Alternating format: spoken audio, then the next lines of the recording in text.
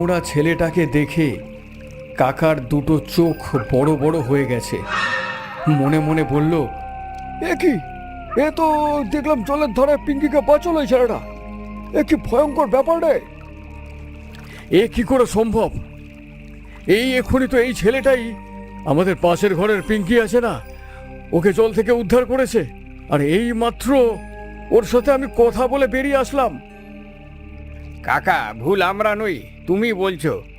এই মৃতদেহ উদ্ধার করেছি 1 ঘন্টা হয়ে গেল, আর তুমি কি না বলছো এই মাত্র ওর সাথে কথা বলেছো?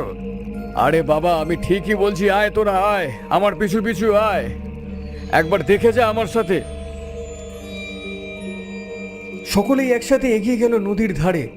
কিন্তু এ কি, কেউ কোথাও নেই। শুধু যেখানে কানু ভেজা গায়ে দাঁড়িয়েছিল সেখানকার মাটি ভিজে গেছে। দেখ, বিশ্বাস কর, ঠিক ওই যে ওখানে মাটি ভিজে আছে, এখানে দাঁড়িয়েছিল। আমি মিথ্যা বললে মাটি ভিজে থাকবে কেন বলতো? কিন্তু প্রশ্ন হচ্ছে, ওই বা কিভাবে মারা গেল, আর এই বাচ্চা মেয়েটাকে কিভাবেই বা বাঁচালো? সাথে সাথেই পাশ থেকে এক যুবক এসে বলল, কাকা, যখন ঝড় উঠেছিল ঠিক সেই সময় আমি কানুকে দেখেছিলাম ওই নদীর ধারে রাস্তা দিয়ে যেতে। তখনই হয়তো এই বিপদ ঘটেছে। ঝড়ের তাণ্ডবে বুঝতে না পেরে হয়তো নদীতে পড়ে গেছে, আর জলের তাণ্ডবে ওর মৃত্যু হয়েছে। ঝড়ের সময় এই নদীর জলের তাণ্ডব কিন্তু দ্বিগুণ হয়ে উঠেছিল, আমি এটা লক্ষ্য করেছি। ভালো মনের মানুষ বেশি দিন এই পৃথিবীতে বাঁচে না।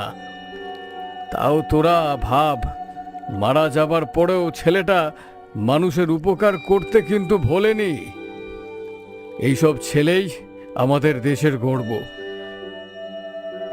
চল চল, ওর বাড়ির দিকে চল, দেখি গিয়ে ওর বাড়ির লোকের উপর কিরকম অন্ধকারের ছায়া নেমে এসেছে। ঠিক বলেছ কাকা, এ বিপদ একদমই ভাবার মতো না।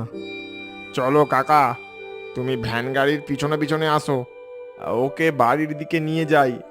সকলকে সান্ত্বনা দিতে হবে।